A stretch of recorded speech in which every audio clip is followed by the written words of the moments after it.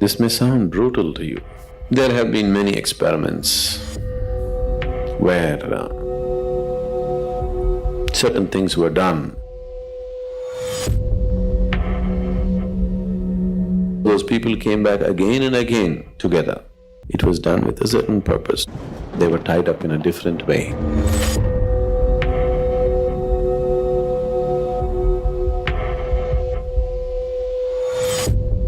Namaskaram, Sadhguru. Is it possible to experience the energy of someone dear to us who is no more? So your relationships with people are either of the body or mind, a little bit of emotion, or a combination of these three. Isn't it?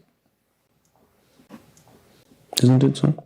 All the relationships that you hold in your life, however dear they are to you, however close you think they are to you, you either know them in their mind a little bit, or you know them in your emotions, or maybe body.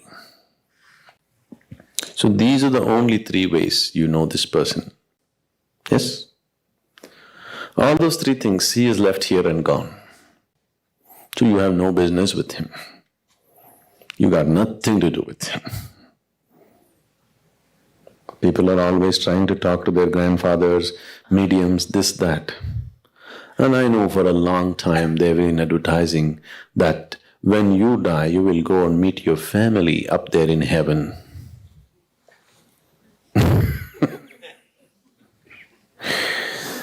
You know, the people have been saying this to you. This is the most horrible thing to tell people, is that when you die in heaven, your whole family is waiting for you to receive you there. That's the reason why people are doing all kinds of things to see that they don't go to heaven.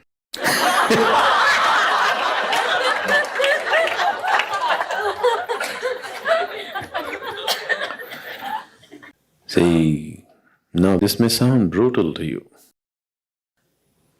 but I want you to look at life the way it is. You want to be in Wonderland? It's up to you.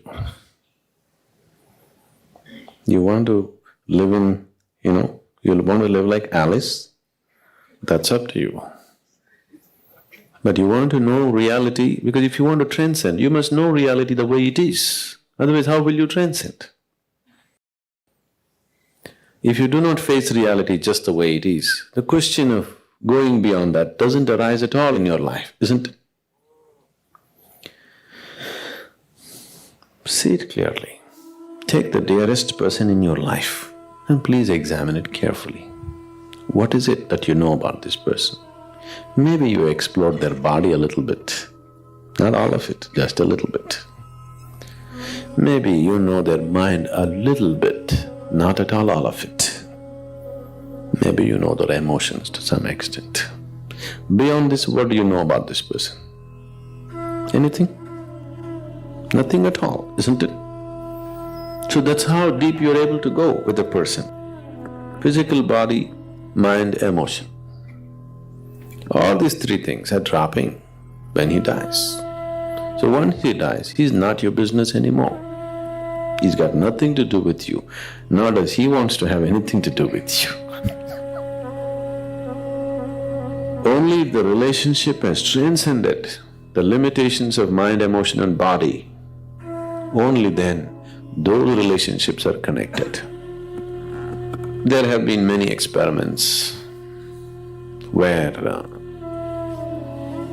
certain things were done to see that two people came over again and again together, repeatedly.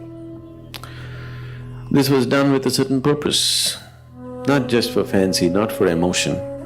It was done with a certain purpose to fulfill certain things. So those people came back again and again together.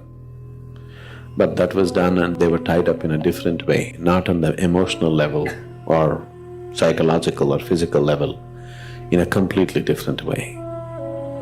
Unless something else has been touched, you have nothing to do with this person once the body drops, because everything is just there.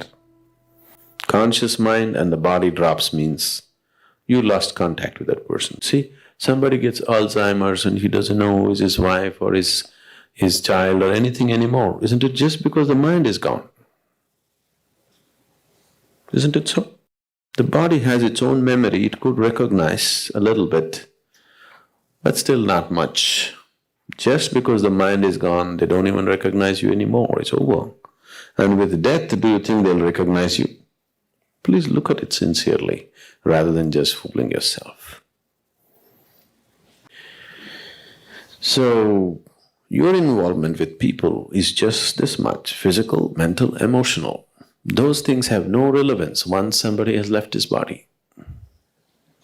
So your business with them is over. You know, Jesus said, leave the dead to the dead.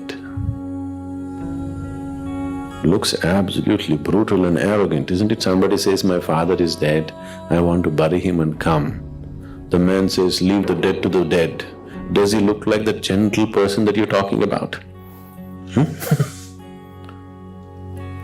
Does he look like that? See, now you just lost your father. You go and ask with great emotion, Master, I want to bury my father and come. Just leave the dead to the dead, you come with me. This doesn't look like a gentle human being, isn't it? But somebody who's in touch with reality. He knows what to be done, what not to be done, that's all. So, when people die, what can we do? Now, what can we do? Is it about you or them? If it's about you, there is one thing to do. It's about them, there's another thing to do. We can do something for them also within a certain span of time if they have died in a particular way. About yourself,